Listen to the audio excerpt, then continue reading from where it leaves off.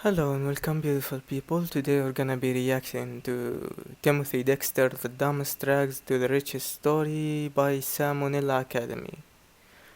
Let's check it out. This video is sponsored by Skillshare.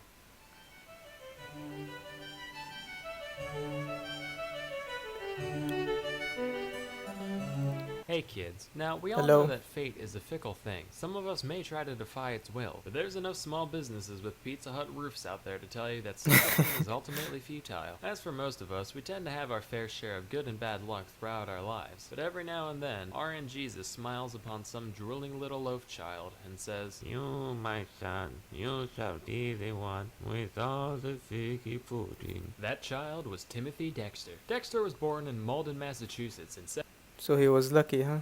1747. He had a humble upbringing, dropping out of school as an 8-year-old to work as a farmhand and a leather worker. But Dexter thought he deserved better, so when he grew up, he married one Elizabeth Frothingham, a rich widow in need of company. Gold digging achieved. Gold digging achieved indeed. He began his quest to become a true aristocrat. As his first step, he thinks, all the rich guys I know are in positions of power. I should run for office. Now, the town of Malden wasn't much keen on appointing a bumbling second-grade dropout, but after rejecting dozens of petitions sent in by Dexter, they eventually gave up and decided to just make some shit up, leading to Dexter becoming the official informer of deer, tasking him with keeping the logs on the local deer population. That sounds like a pretty important job. And over statistics of does and bucks alike, Dexter ruled with an iron fist, triumphantly concluding what many had already known, that there weren't any deer in Malden, Massachusetts.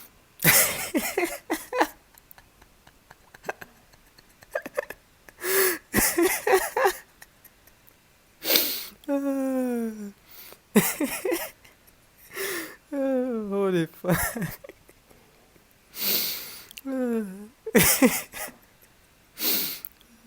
At least give him a job to do.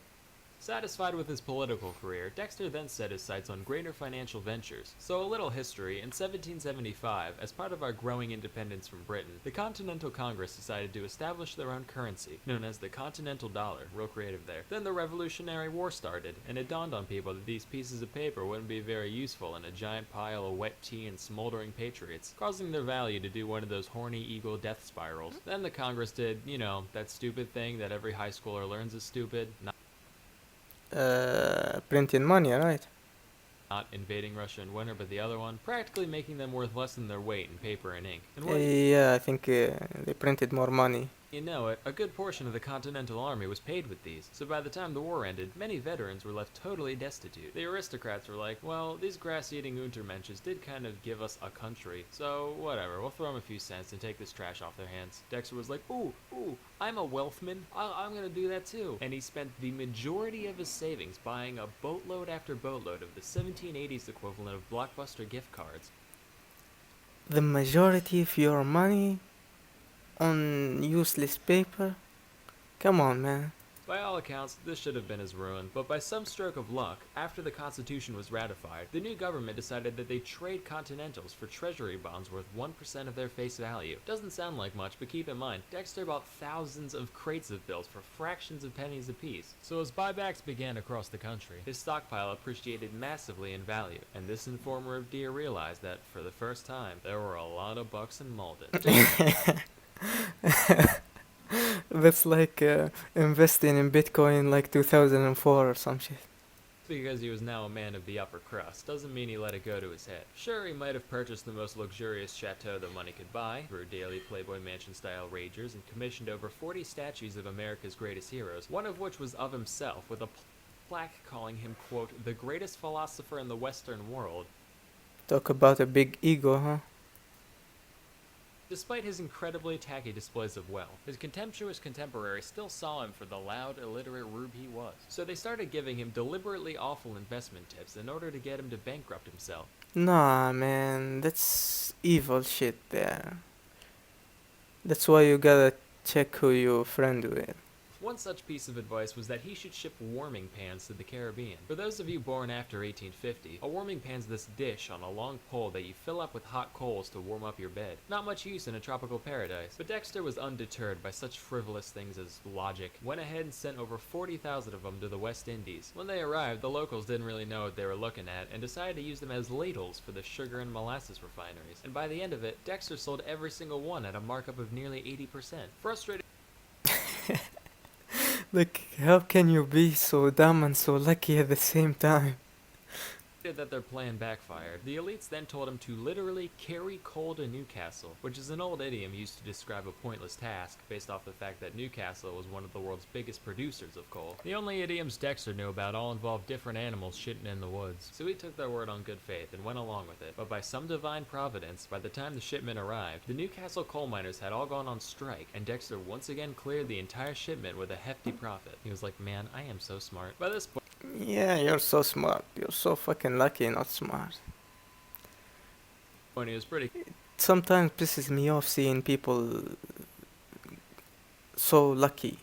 confident in his speculation skills, so he started making seemingly far-fetched ventures all by himself. One time he had a bunch of stray cats rounded up for basically free, which sounds like herding cats, but what do I know? And he sent them to the Caribbean, where they were gobbled up en masse. Not like eaten, but purchased to deal with all the rat infestations. In another instance, he bought up just about every whalebone in Boston. And coincidentally, at the same time in France, men started wearing corsets too for some reason. Demand went way up, Dexter's laughing. Now, Of course he's laughing.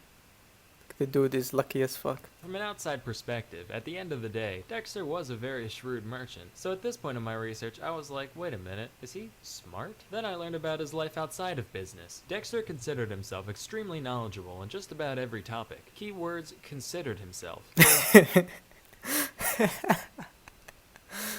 For example, he once stumbled upon a guy painting a sign to go along with the newly built statue of Jefferson, and when he saw that the sign called Jefferson the writer of the Declaration of Independence, Dexter lost his frickin' mind, and insisted that Jefferson did not pen the DOI, but rather the Constitution. Spoiler alert, not remotely true, he was in France at the time. An easy mistake to make today, sure, but this was only like 10 years after the fact. That's like someone today saying, Obama didn't kill Bin Laden, dumbass. That was Bill Clinton. Anyway, when the painter refused to change the inscription, Dexter started shooting at him with a long rifle until he He did what?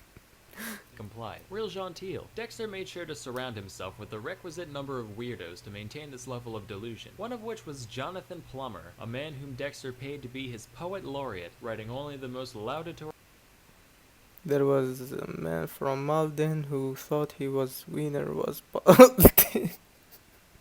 He got some broken and grew such a man. odes in his honor. Mind you, this wasn't just your run-of-the-mill wizened-wizened wordsmith. Jonathan sold fish for a living, and porn.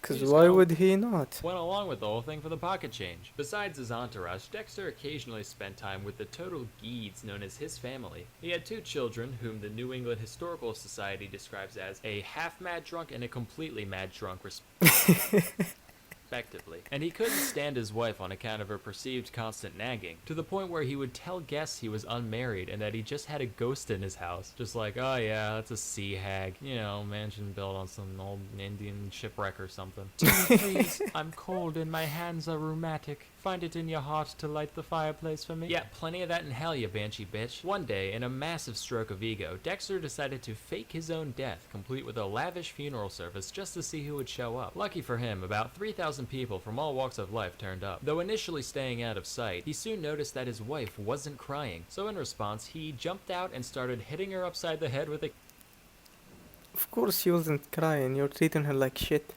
cane in front of everybody. But as his true mortality grew closer, Dexter knew he needed a legacy and decided to pen his memoirs titled A Pickle for the Knowing Ones, which was basically just 20 pages of unhinged ranting about politics, religion, his wife, and whatever else came to mind. No punctuation, random capitalization, the most amazing spelling I've ever seen. Here's some excerpts. George Washington, attitude, philosopher, tobacco, general, and this is all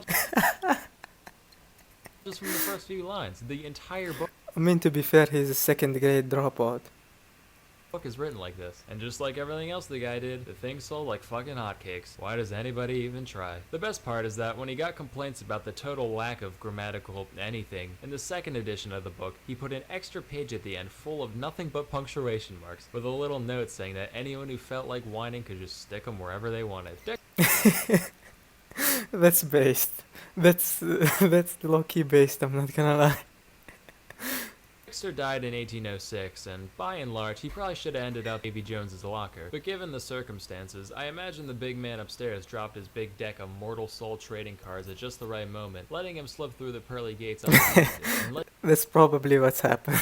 I'm not gonna lie, with how lucky he is, that's probably what's happened. legend has it that to this day, if you pray to the name Timothy Dexter, he'll look upon you kindly and share his skills with you all.